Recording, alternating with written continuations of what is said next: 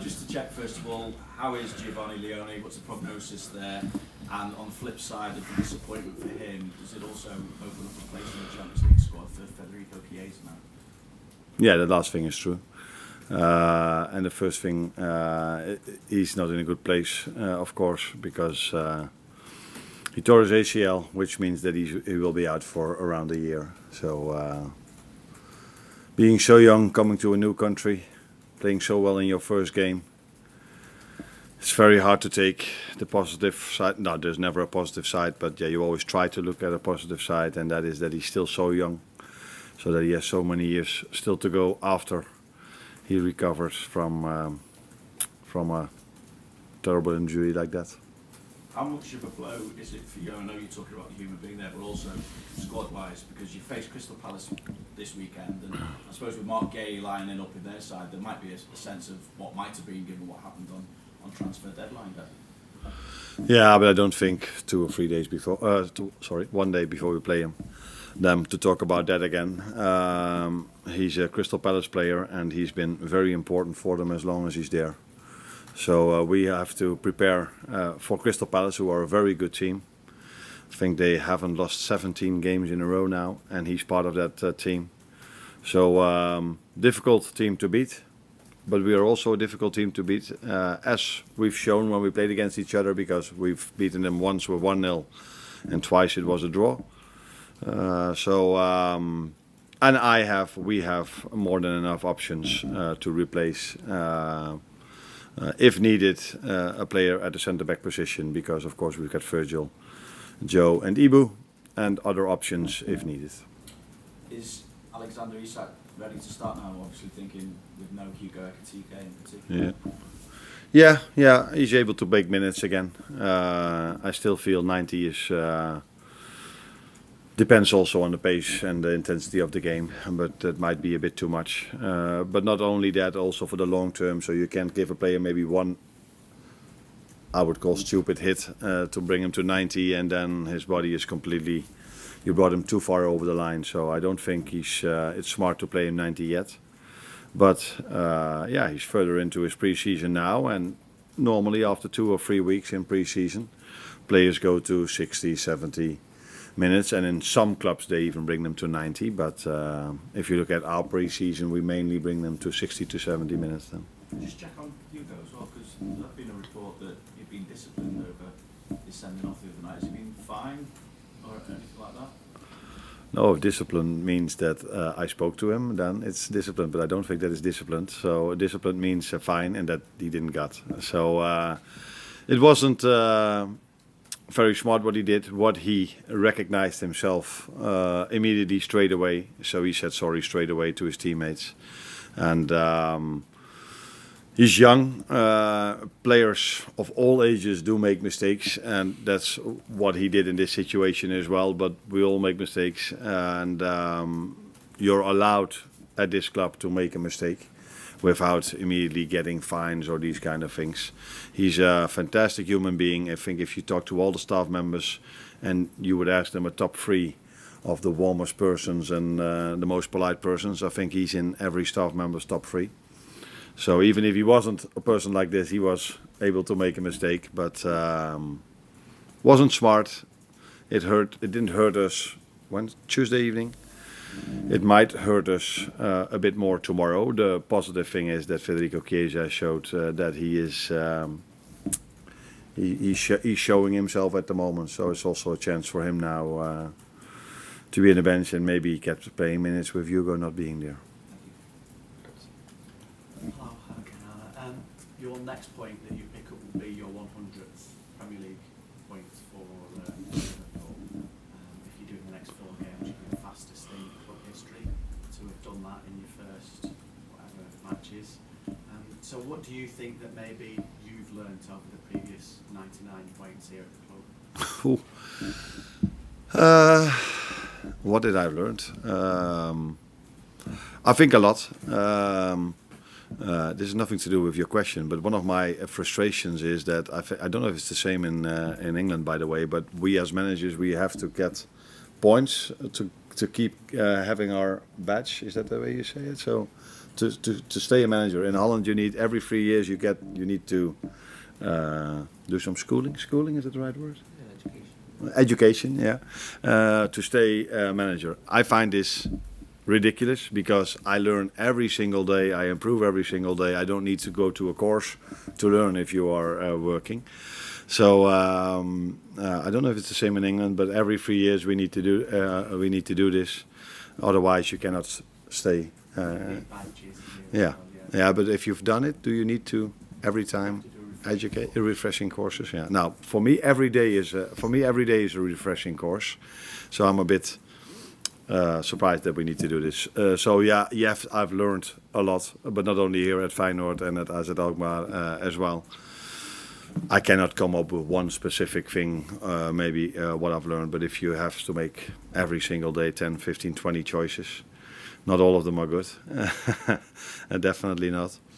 So you learn every single day, and I cannot come up with one specific thing. So Crystal Palace again, and you'll see them again in the Carabao Cup soon also. You're the only two teams that are unbeaten in the Premier League this season. What is the biggest threat that they have against stopping Liverpool continuing that run? Discipline. They have an enormous discipline defensively.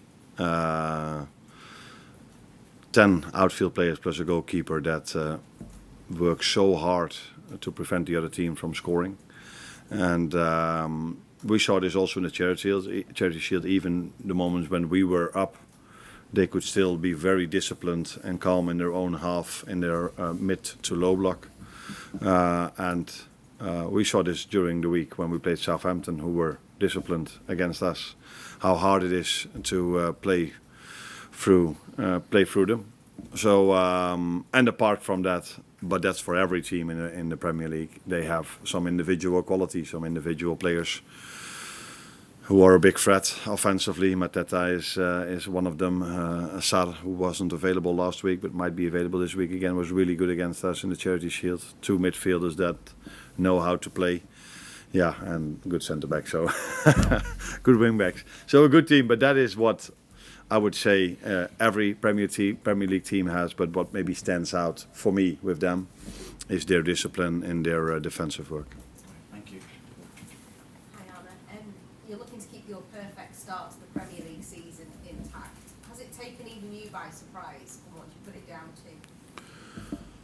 Surprise is maybe a bit too strong to say, but if you would have asked me that after playing Newcastle away, Arsenal at home, and all these difficult games we had, that we would have the maximum result, I would have probably told you, that is, I would sign for that straight away, which is normal. But if you look at the games, they were all of them, not all of them, most of them were quite close. So we might have been a bit lucky as well to get the maximum points. Although, I was just saying about the work rate of Palace, we work incredibly hard as well. And if you work as hard as we do, you give yourself the chance maybe to be a bit lucky, if you would call it luck then. And I don't think we stole a win. It wasn't as if we totally not deserved it, but there were games that a draw would have been maybe more fair. So yeah, looking at the schedule we had, I'm more than pleased that we have the maximum points. And Rio Underbow with his first contract as well. He's still so young at 17. Do you have to work about keeping expectations down, or are you just happy to let him go for it? Now, the good thing is, if you are a youngster playing at Liverpool, there are players where you are playing with who are still better than you are. And that, I think, helps to stay grounded and to know there are still steps to make. If you are playing at maybe a club of a lower level and you are that good as Rio, you maybe belong straight away to the best players of the team. And that can lead to maybe a situation where he's not as grounded as he should be. But here that's not a problem at all. First of all, because who he is. He's a player that constantly wants to improve. But if you train and play with other wingers like Cody Gakpo and Mo Salah and Federico Chiesa and all the others, then I think he feels that there's still a step to make.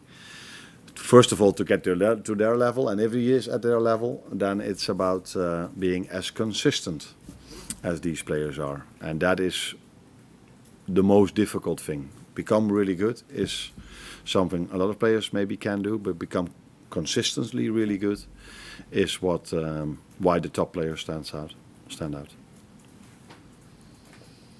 James. Arne, just on Giovanni, he's devastated at the minute. How important people like Virgil and Joe Gomez both suffered the same injury earlier on in their career, and how important they're going to be in terms of rehab, and also as an example for him of it feels like the end of the world at the minute, but you can come back just as good as you were before. Yeah. No, I think that last thing definitely helps, and we have some examples of that with Virgil and Joe, and there are a lot of examples all around the world. That's why I said the positive thing is that he's still 18, so he has still a lot of time to go. If you get an injury like that when you're close to your retirement, it makes it much more difficult maybe. But in both situations, it's far from ideal. I think the main and most important thing is the surgeons who's going to do the surgery. Then second of all, the ones that do the recovery, the rehab with him. But then it's always nice if you can do this in a surrounding with players that have lived through this as well. They can give you the right energy maybe in certain moments. And I think our players already showed in the last 2 days a lot of compassion, is compassion right, towards him. And they will not stop doing that in the upcoming year. I think you mentioned at the start about Federico Chiesa possibly coming into the Champions League squad. Is that something you have looked into and started that process perhaps? Yeah, we've looked into this. I don't know. I cannot tell you exactly where that process is at the moment. Do you know? Not sure. You're not sure as well. So that is not something I do myself. That are the people doing this. But if I'm informed correctly, if a player has a longer than 2-month injury, you are able to replace him. That's what they've told me, and now we have to see if it's true or not. But other people are looking into that. That's one with my You've spoken before about Crystal Palace and how hard they work to stop other teams scoring goals. I think they've only conceded 3 in their 8 games in all competitions this season. How much confidence do you take from your scoring record in the Premier League? I think it's 39 consecutive games, and not only that, 11 different scorers already this season, so you've got attacking weapons all over the pitch. Yeah, we do, but even we find it very hard to score goals against them. In the 3 games we've played them twice, we only scored 1 goal, and in one time that was enough for the win. And once we scored 2, but they scored 2 as well. So it's a difficult team to score goals against. The good thing for us is, if you tell me now that they've probably kept a few clean sheets then as well, if they only conceded 3, that we were till now able to score against them. But they've improved, especially compared to the first time we played them. That was the beginning of last season. We have, that's true, players that can score goals. We have the quality as a team to create chances for our front 3 players or front 4 players. It's because of the way they play, the way they line up with a 5-2-3 or whatever you want to call it, 5-4-1. It's not easy to create, and that's why when we create, it would be smart then to score as soon as we can. Could be another late goal then. You've got to have patience against a team who are working as hard as they are to stop the opponents from scoring goals. Yeah, but you can only score a winner in the end if you worked as hard as we always do to prevent the other team from scoring as well, because otherwise you're already 2-0 down. Because you do see teams that attack a lot that get frustrated a bit and then in transition don't sprint back as hard as we do. But we just keep working and keep understanding that we can still win the game in the end as long as it's then 0-0 or 1-1 or 2-2. And therefore we work really hard, and that is one of our strengths, and that's what we have to bring to every game, especially if we face Crystal Palace, who are a big threat on the counter-attack, because they are so disciplined in defense and then they come in transitions really fast, and they're a big threat in set pieces as well. So 2 things we have to be really ready for. Thank you guys. You're welcome.